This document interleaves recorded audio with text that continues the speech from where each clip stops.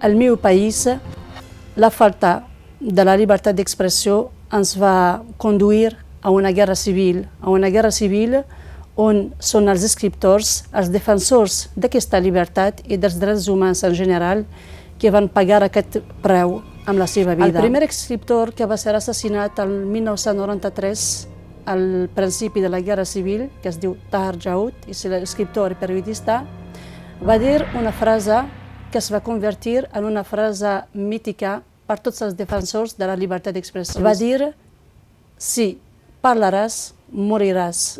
Si et calles, moriràs. Doncs parla i mor.